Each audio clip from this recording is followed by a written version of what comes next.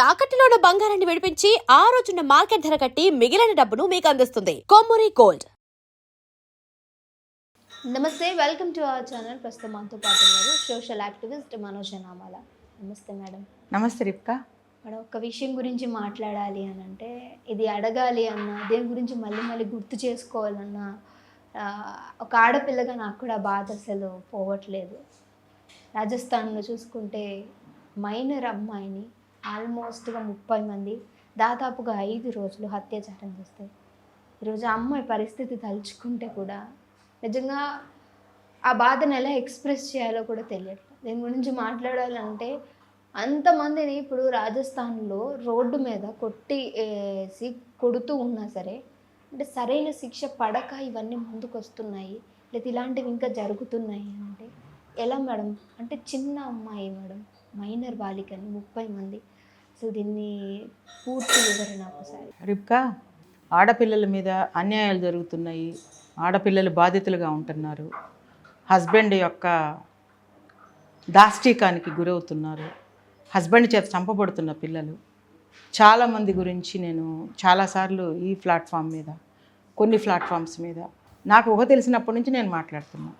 కానీ ఈరోజు ఈ అమ్మాయి సంఘటన ఇంతకుముందు నేను ఎప్పుడు వినలేదు. ఇలాంటి సంఘటన ఏదో ఒకళ్ళు రేప్ చేశారు, ఇద్దరు రేప్ చేశారు, లేకపోతే అమ్మాయిని హాస్పిటల్ అడ్మిట్ చేశారు, బతికి బయటపడింది అని విన్నాను. కానీ ఇంత దారుణమైనటువంటి సంఘటన జరిగేంత వరకు కూడా ప్రపంచంలో ఏం జరుగుతోంది, పక్కన వాళ్ళు ఏం చేస్తున్నారు, ఎవరి గురించి ఎవరు పట్టించుకోకుండా ఉన్నారా, ఏమైపోతుంది సమాజం, ఏమైపోతుంది, ఆడపిల్లలకు రక్షణ లేదా? అంటే ఒక ఆడపిల్లని వాడుకోవడానికి మాత్రమే ఆ పిల్ల పుట్టిందా? ఆడపిల్ల అనే పిల్ల మగవాడి కోరికలను తీర్చడానికే పుట్టిందా ఆడపిల్ల? ఇంకా ఏమీ ఉండవా అనేటువంటి విషయము గుర్తుకొస్తే నాకు నిజంగా కళ్ళనీళ్ళు రావట్లేదు. అంటే ఒక స్తబ్దత, ఈ క్షణం ఇలా ఆగిపోతే బాగుండు, ఈ ప్రపంచం ఇలా ఆగిపోతే బాగుండు. అసలు ఈ ప్రపంచం ఎందుకుంది, మనుషులు ఎందుకున్నారు, అసలు మనుషుల్లో మానవత్వం లేదా, నిజమైన ప్రేమలు లేవా, ఒక ఆడపిల్ల అంటే దీనికే పనికి వస్తుందని వాళ్ళు అనుకుంటున్నారా అనే ఫీలింగ్ నన్ను చాలా దహించి వేస్తుంది రిప్కా. నేను ఎందుకంటే చేసిన పని మేడం, నిజంగా వాడికి ఒక కూతురు ఉంటే ఈ విధంగా చేస్తాడా? అదే అమ్మాయి ఇంట్లో తల్లిదండ్రులతో ఏదో గొడవ పడింది అనుకో, ఆటో ఎక్కి అంకుల్ నాకు మనసు బాగలేదు, మా అమ్మ మా నాన్న నన్ను తిట్టారు, నేను ఎక్కడికైనా వెళ్ళిపోదాం అనుకుంటాను అన్నప్పుడు బుద్ధి జ్ఞానం ఉన్నది తీసుకెళ్ళి పోలీస్ స్టేషన్లో అప్పగించి, ఈ అమ్మాయి ఏదో కొంచెం మైండ్ సరిగా లేదు, ఏదో తల్లిదండ్రుల బారి నుంచి తప్పించమని అడుగుతుంది, వాళ్ళు ఏదో ఇబ్బంది పెడుతున్నారు ఈ పిల్లని అని చెప్పి పోలీస్ స్టేషన్ హ్యాండ్ ఓవర్ చేసేంత మంచి మనసు వాడికి ఉంటుందని ఎవడు ఎక్స్పెక్ట్ చేయడు. కానీ వాడికి బిడ్డలు ఉంటారు, వాడికి పెళ్ళాం ఉంటుంది, వాడికి ఒక తల్లి ఉంటుంది, వాడికి ఒక చెల్లి ఉంటుంది. ఆ సెన్స్ అనేది లేకుండా వాడు చేసినటువంటి ఒక్క దుర్మార్గపు పని అంటా నేను, తీసుకెళ్ళి ఆ పిల్లని ఒక హోటల్లో అప్పగించటము, అక్కడి నుంచి వాళ్ళు కొంతమంది వాడుకున్న తర్వాత ఇంకొక హోటల్కి పంపించటము, అక్కడి నుంచి ఆ తర్వాత నుంచి ఇంకొక హోటల్కి, అలా అమ్మాయిని దాదాపు 30 మంది పాడు చేసేసారు. సో వాళ్ళని ఊరేగించి, అది మీడియా వాళ్ళు, అంటే మీడియా అని అనట్లేదు, అది చూపిస్తున్నంత మాత్రాన మనసు ఎక్కడా కరగట్లేదు. వీడిని ఇంతకంటే, అంటే మనసు కరగడం అంటే అయ్యో పాపం అనిపించట్లేదు.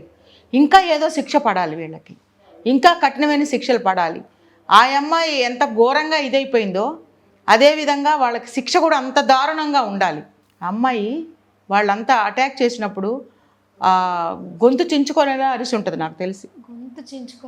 చిన్నపిల్ల కదా, 5 దాడి మందు పోసి ఇచ్చేసారంటే ఆ పిల్ల పరిస్థితి మనం ఊహించుకోవచ్చు. అలాంటి పరిస్థితి, అట్లా వాడు ఎట్లా కొడితే వాడు అరుస్తాడో అదే విధంగా కూడా శిక్షలు కఠినంగా వాళ్ళకి వెయ్యాలని నేను కోరుకున్నాను. ఎందుకంటే ఎంత శిక్షలు ఎంతమందికి వేసినా, ఎన్ని హోటళ్ళు బద్దలు కొట్టినా, ఈ పిల్లని తీసుకెళ్ళిన హోటల్స్ మీద దాడి చేసినా, ఏం చేసినా కూడా ఆ పిల్లకి జరిగిన అన్యాయం అది రివర్స్ అయ్యే విషయం కాదు. ఒక 5 రూపాయలు ఇస్తే ఒక 5 రూపాయలు బదులు తీసుకుంటే బదులు ఇచ్చేస్తే అది వేరే, లేకపోతే ఒక 1,00,000 రూపాయలు ఇస్తే 1,00,000 రూపాయలు బదులు ఇస్తే అది వేరే. కానీ ఇది తిరిగి మళ్ళా తీసుకురన్నటువంటిది ఒక శీలం అమ్మాయి, ఒక చిన్న అమాయకురాలు, ఇప్పటికే లేలేత మొగ్గ, అది ఇప్పుడిప్పుడే విచ్చుకుంటున్నటువంటి ఒక యవ్వనంలోకి అడుగు పెడుతున్నటువంటి ఒక చిన్న అమ్మాయి, ఇంకా ఇలాంటి విషయాలు ఏమీ సరిగా అవగాహన లేని ఒక పిల్లని అతి దారుణంగా 30 మంది పాశవికంగా అమ్మాయిని మానభంగం చేసి, ఆ అమ్మాయిని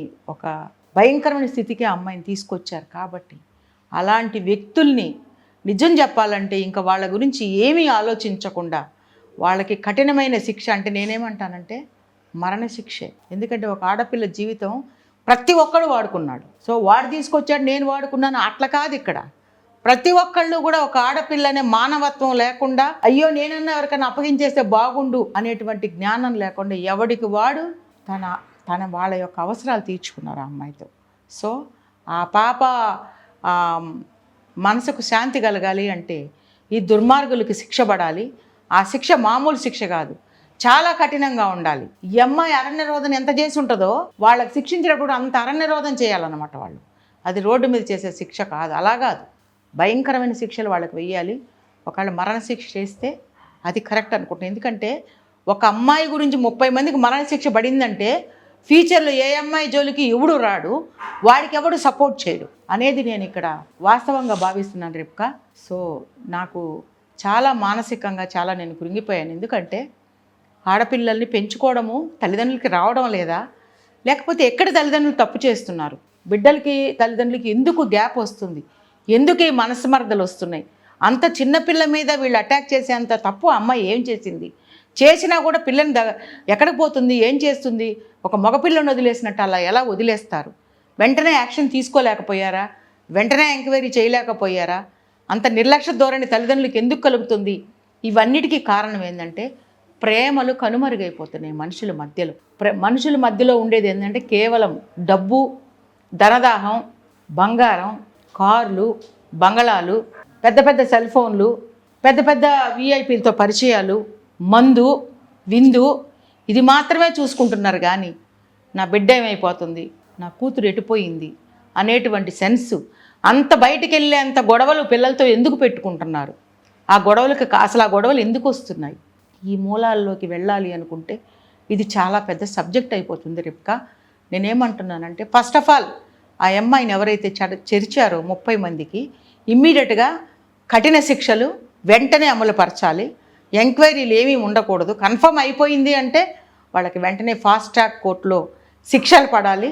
వాళ్ళ తరపున ఏ న్యాయవాది తీసుకున్నా, పెత్తనం తీసుకుని నేను వాదిస్తాను వచ్చినా ముందు వాడిని కూడా అరెస్ట్ చేయాలి, వాడిని కూడా వదలకూడదు. ఎందుకంటే వాళ్ళకి తప్పు చేసిన వాడిని సమర్థించడం కూడా ఇంకా పెద్ద తప్పు. కాబట్టి కఠినమైన శిక్షలకి వాళ్ళకి కఠినమైన శిక్షలు వెయ్యాలని, ఆ బిడ్డకి శాంతి కలగాలని నేను మనస్ఫూర్తిగా ఈ మీడియా ముఖంగా నేను కోరుకుంటున్నాను రేపుకా. Thank you ma'am. ఈ విషయంలో నేను ఇంకో క్వశ్చన్ కూడా నేను అడగలేకపోతున్నాను, నాకు అవ్వట్లేదు. I can understand the situation. Thank you. Thank you.